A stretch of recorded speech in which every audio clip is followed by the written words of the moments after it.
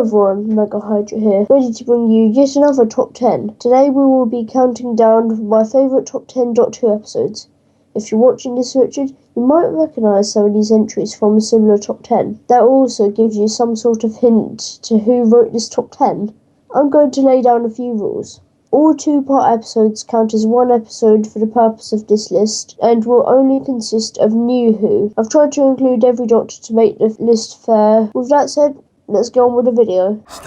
At number 10 is the only Eccleston episode on this list, purely because he doesn't have any noteworthy episodes, but I promise to include each New Who Doctor. Bad Wolf, probably one of the more funny, silly episodes as it mocks reality TV and game shows, such as The Weakest Link and Big Brother. Robot and Robinson is really creepy, and it would have been awesome to see more shows parodied in that way. What makes it more interesting is that it is the Doctor's fault in the first place that these shows are taking people hostage and forcing them to play these deadly games. At number 9, we have Robot of Sherwood. I like the fact that they toy with the idea of Robin Hood being real or fake, as he is a bit of a myth and a legend, and yet still couldn't produce a Sherlock crossover. The fact that even though the Doctor meets him in real life, the Doctor is 100% convinced he isn't real and thinks he might be an alien. The fact that they fight like Tom and Jerry is hilarious. This was definitely one of the more silly episodes of Doctor Who and is definitely enjoyable, but I wouldn't say it's the best. At number 8 is Heaven Sent. This one is quite creepy as the Doctor is trapped in a forever changing castle with a creature that only backs off if you tell it a secret. Sounds like a very dangerous game of 21 questions if you ask me.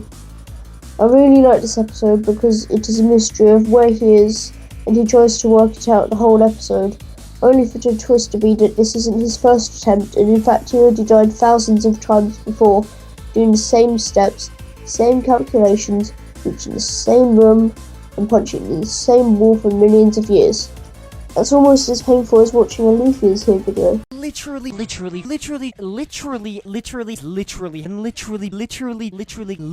Hashtag Pyro is way better. This episode actually surprised me towards the end, so it deserves a spot on this list. At number 7, we have The Doctor's Wife. I found this episode very entertaining. It was fun watching the TARDIS wander around in human form. I wish I could make a girlfriend from the soul of my favourite machine. I'd probably marry my PlayStation. Watching the TARDIS be taken over by the House was quite interesting, as this is the first time I've seen the inside of a TARDIS as a dangerous place. Normally staying inside the TARDIS is the safer option. The Dream-Eyes TARDIS with Dream Lord doesn't count because it's a dream, so don't start. So overall in this episode you get a human TARDIS and a big entity that eats Time Lords. What more could you ask for? At number 6 we have a good man goes to war. In this episode, the Doctor goes complete badass and assembles a small army to get back his mother-in-law, Amy Pond. Just swags in, makes his moves, saves the day like it was nothing. And all this is his highest moment. He ends up falling so hard he loses Amy's baby.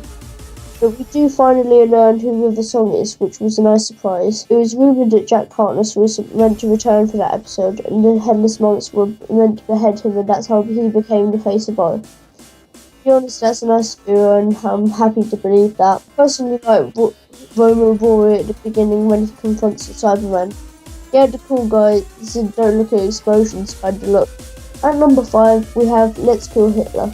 This is a nice follow-up to Good Man Goes to War. We finally learn how River Song became River Song and why she loves the Doctor so much. And we were introduced to a Tesseract, which ends up being very convenient for the end of the season. Once I saw that thing, I knew how the Doctor survived shooting him on the beach. And although the title is called Let's Kill Hitler, they go back in time to when Hitler was alive. The episode ended up having nothing to do with Hitler. He was just shoved into a closet. Okay, at number 4, we have the 50th anniversary special, The Day of the Doctor. What can I say? As 3 Doctors working together, 13 TARDISes, a Capaldi cameo, and 75 minutes of pure awesomeness. Enough said. At number 3 is The Soul on Earth and Journey's End. This is a brilliant 2-part episode of which the Children of Time, aka all the Doctor's previous companions, band together to stop the Daleks. But not just that, they also have the help of Harriet Jones, Torchwood, Luke, Mr. Smith and K9. For those of you that don't watch the spin-offs, Torchwood's Jack Harness teamed at defending her from whatever comes through the roof. Luke is Sarah Jane's son, and Mr. Smith is a supercomputer that lives in Sarah Jane's attic, and they both help Sarah Jane to save the Earth from many threats. Not only is it jam-packed with all of these characters, but we also get given the second Doctor who is half human.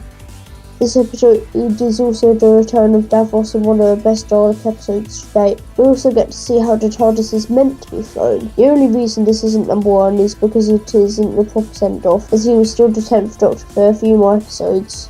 At number 2, we have the only 3-part episode in New Who, but I'm not really counting part 1, Sounder of Drums and Last of Time Lords. In this, not only do we get the return of the Master, but he is the craziest childlike madman villain we ever get on the show. He's the best Master by far. So Missy, you good, but not John Sim good. I wish this version of the Master didn't have to die. He is the most outgoing, insane Time Lord I've ever seen. Although he is the bad guy, if he was given his own spin-off, I would definitely watch it till the end. He is so smart, but also insane. I love the fact of how funny he can be. My favourite scene is the one where he gasses the political party and makes funny faces. It had me in stitches. It takes the Doctor a whole year in the belief that Martha can travel the world and not die in order for him to beat the Master. Finally, at number 1, we have the one, the only, the End of Time Part 1 and 2. This is one of the only episodes that had me practically in tears. Everyone cried that day. We all knew the prophecy, but the way it played out was a huge twist and a massive heartbreaker. I'm still not fully over it. Damn you, Russell T Davies. Once again, we get the Master return, more dangerous than ever, and he turns the whole human race into a master race, and it's just the Doctor, Will, and some green dudes. It pushes the Doctor to his limits as he never carries a gun, but when he learns the Master's new plan, he picks up the gun and dives straight into battle to stop him.